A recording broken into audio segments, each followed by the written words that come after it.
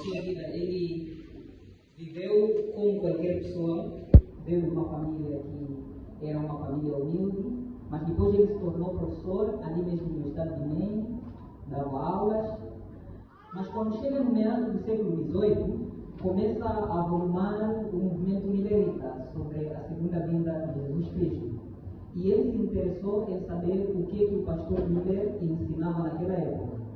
Ele foi e uniu-se ao movimento milerita e ele compreendeu as profecias que, de fato, Jesus Cristo deveria voltar em breve.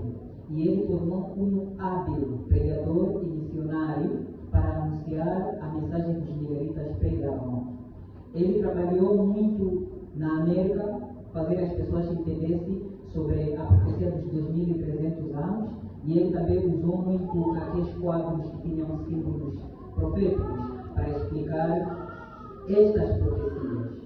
Bom, quando aconteceu um grande desapontamento, ele também ficou muito triste como qualquer que estava no movimento milerita. Isso foi no dia 22 de outubro de 1844. Depois de algum tempo, quando a causa da igreja que estava a proclamar a segunda vinda de Cristo foi desapontada, parecia que tenha destruído. O que acontece? Eles começaram a se organizar e este homem aqui, T.L. White, foi um dos homens que mais trabalhou em unir os adventistas, até a igreja se tornou adventista do sétimo dia em 1863.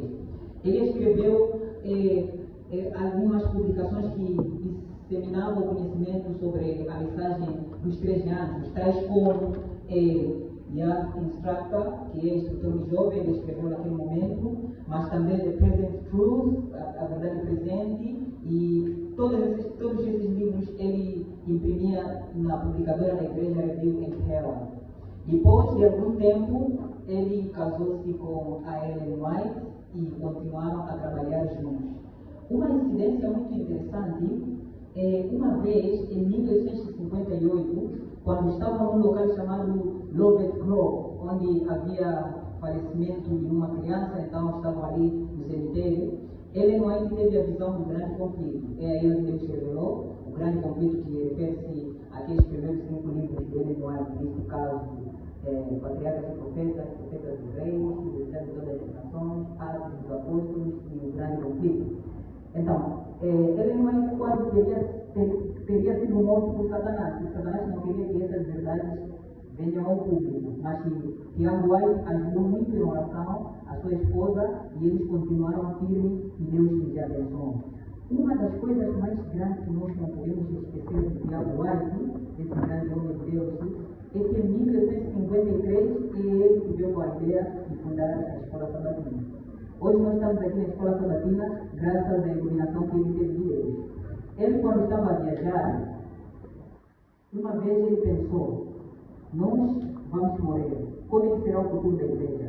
Como é que esses jovens vão entender as verdades que nós proclamamos? É aí onde ele começou a produzir pequenos livros, instrutores de jovens, que vinham com questões e respostas para crianças e jovens aprender as verdades bíblicas. Até que no ano 1863, quando foi oficializado como a Escola Sabatina, no momento em que a igreja também teve pela primeira vez a conferência geral. Então, é T.L. White que fundou a Escola Sabatina na Igreja Adventista do Sétimo Dia.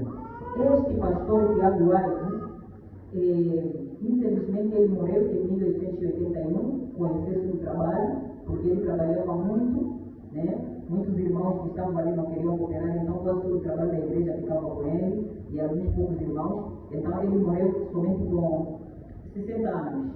E ele ficou muito triste com a morte do seu marido, e ele disse que se todos os irmãos tivessem compartilhado o trabalho com ele já não teria morrido hoje. Mas ele está a morrer porque muitos de nós somos negligentes e todo o trabalho ficava com o homem que é o White. Ellen White falar sobre o seu marido, diz o seguinte: ele para mim foi como um braço direito, não somente um marido, mas nos unimos nossos corações na grande obra de salvar as almas. Vida de Messias, página 88. E este é o projeto de hoje, em nome de Jesus. Amém. Amém.